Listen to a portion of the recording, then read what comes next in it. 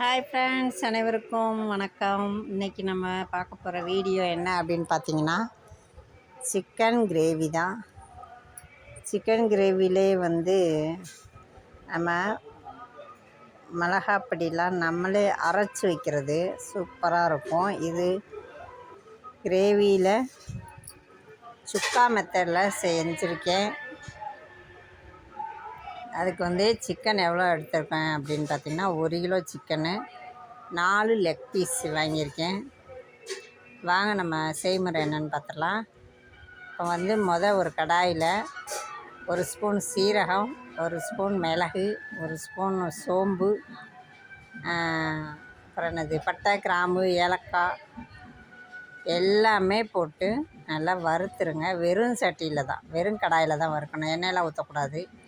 வெறும் கடாயில் வறுத்துருங்க. ஒரு மிளகா வத்தல் உங்கள் உரப்புக்கு எவ்வளோ வேணுமோ அது சேர்த்துக்கலாம். நான் 3 வத்தல் சேர்த்துருக்கேன்.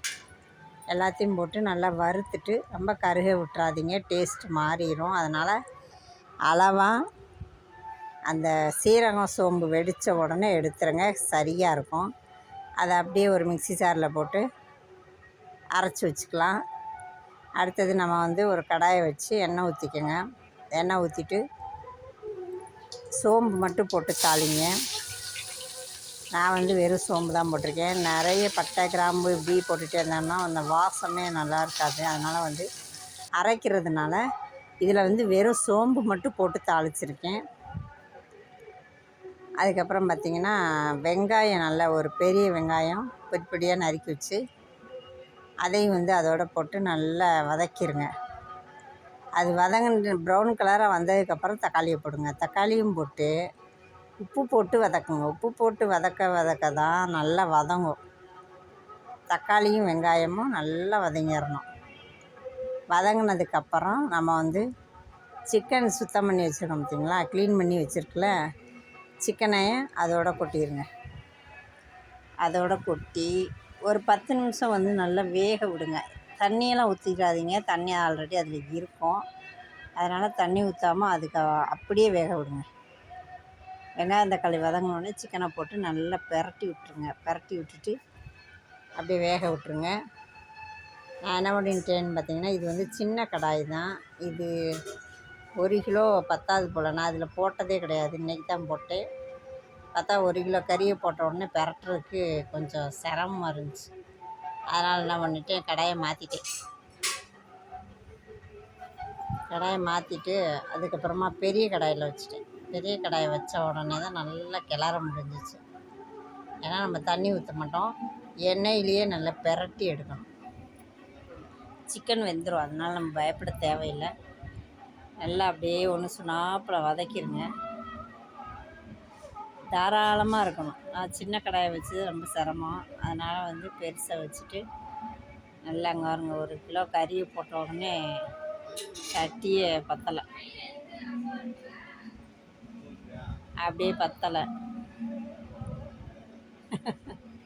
அதுக்கப்புறம் தான் என்ன பண்ணுறதுன்னு தெரியாமல் சரின்னு பெரிய கடாயை தூக்கி வச்சுட்டேன். இதில் பெரட்டிடலாம், ஏன்னா மசாலாலாம் அரைச்சி ஊற்ற போகிறதில்ல அப்படின்னு நினச்சேன். ஆனால் பெரட்டுறதுக்கே சிரமம். இந்த தவறுகள்லாம் உங்களுக்கு நடந்திருக்கான்னு சொல்லுங்கள் கமெண்ட் பாக்ஸில். சரின்னு சொல்லிவிட்டு பெரிய கடாயை தூக்கி வச்சுட்டேன். பெரிய கடாயை வச்சோடனே தான் நல்லா பெரட்டுறதுக்கெலாம் நல்லா தோதாக இருந்துச்சு. அதுக்கப்புறம் பார்த்திங்கன்னா, நம்ம அரைச்சோம் பார்த்திங்களா, அதாவது சிக்கன் இந்த மாதிரி பெரட்டிட்டு 10 நிமிஷம் அப்படியே மூடி வச்சுருங்க. அந்த வேக்காட்லேயே அது நல்லா வெந்துடும், தண்ணி ஊற்ற தேவையில்லை. அப்படியே மூடி போட்டுருங்க. மூடி போட்ட உடனே நல்லா வெந்துடும். சிக்கன் வெந்ததுக்கப்புறம் தான் நம்ம அந்த பொடியை போடணும். பொடியை போட்டு நல்லா கிளறிக்கிட்டே இருங்க. சுக்கா மாதிரி தான், சிக்கனில் சுக்கா எப்படி பண்ணுவோம் அதே தான். மிளகாப்பொடி போடுறதில்ல, தேங்காய் அரைச்சி ஊற்றுறதில்ல. நம்ம சீரகம், சோம்பு, மிளகு எல்லாமே அரைச்சோம் பார்த்திங்களா, பட்டை, கிராம்பு, ஏலக்காய் எல்லாத்தையும் அந்த அரைச்ச அந்த பொடி போட்டால், அது மட்டும் போட்டாலே போதும். மஞ்சப்பொடி போட்டுருங்க. மஞ்சப்பொடி, தேவையான அளவு உப்பு எல்லாத்தையும் போட்டு நல்லா கிளறுங்க. ஒன்று சொன்னாப்பில் கிளறணும், உப்பு உரப்பு சேரணும்.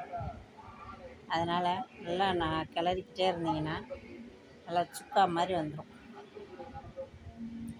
இது வந்து ரசத்துக்கு தான் நான் இன்றைக்கி வச்சுருக்கேன். ரசத்துக்கு சாப்பிட்டு பார்த்தேன், செம்ம டேஸ்ட்டு. ரசம் சிக்கன் கிரேவி சூப்பராக இருந்துச்சு ஃப்ரெண்ட்ஸ். அவ்வளோதான், ரெடி ஆயிடுச்சு. நம்ம மல்லி இலையை போட்டு இறக்கிற வேண்டியதுதான். அடுப்பை ஆஃப் பண்ணிவிட்டு நம்ம எடுத்து சாப்பிட வேண்டியதுதான். அவ்வளோதான், ரெடி ஆயிடுச்சு சிக்கன். எங்கள் வீட்டில் என்ன சாப்பாடுன்னு பார்த்தீங்கன்னா, ஒயிட் ரைஸ் வச்சு ரசம் வச்சு சிக்கன் கிரேவி. இவ்வளோதான் எங்கள் வீட்டில் இன்றைக்கி சண்டே ஸ்பெஷல். உங்கள் வீட்டிலலாம் என்ன சாப்பாடுன்னு சொல்லி கமெண்ட் பாக்ஸில் கண்டிப்பாக சொல்கிறீங்க ஃப்ரெண்ட்ஸ். ஓகேவா? இதே மாதிரி நீங்களும் செஞ்சு பாருங்கள். இதில் ஏதாவது டவுட் இருந்தால் கமெண்ட் பாக்ஸில் கேளுங்க, கண்டிப்பாக நான் சொல்கிறேன். வீடியோ பிடிச்சிருந்தா லைக் பண்ணுங்கள், மறக்காமல் சப்ஸ்கிரைப் பண்ணுங்கள். ராஜா மலர் சேனலுக்கு சப்போர்ட் பண்ணுங்கள் மக்களே. அது வந்து என்னுடைய புது சேனலு. பொன் தமிழ் ஸ்டோரியில் இன்னொரு சேனல் இது வந்து ராஜா மலர். சப்போர்ட் பண்ணுங்கள் மக்களே. ரசத்துக்கும் சிக்கன் கிரேவிக்கும் செம்மையாக இருந்துச்சு. உண்மையிலே சூப்பர் டேஸ்ட்டு. சாப்பிட்டு பார்த்ததுக்கப்புறம் தான் எனக்கே தெரிஞ்சிச்சு. நல்லாயிருக்கு. ரொம்ப சிம்பிளான வேலையும் கூட. ரொம்ப மிளகா பொடியாக போட வேண்டியதில்லை, அரைச்சி தேங்காய் அரைச்சி ஊற்ற வேண்டியதில்லை. ரொம்ப சிம்பிளு, நல்லா இருந்துச்சு. ஓகே மக்களே, நீங்களும் அதே மாதிரி செஞ்சு பாருங்கள். வீடியோ பிடிச்சிருந்தால் லைக் பண்ணுங்கள், மறக்காமல் சப்ஸ்கிரைப் பண்ணுங்கள். ராஜா மலர் சேனலுக்கு சப்போர்ட் பண்ணுங்கள் மக்களே. மீண்டும் நம்ம இன்னொரு வீடியோவில் சந்திப்போமா? பாய்.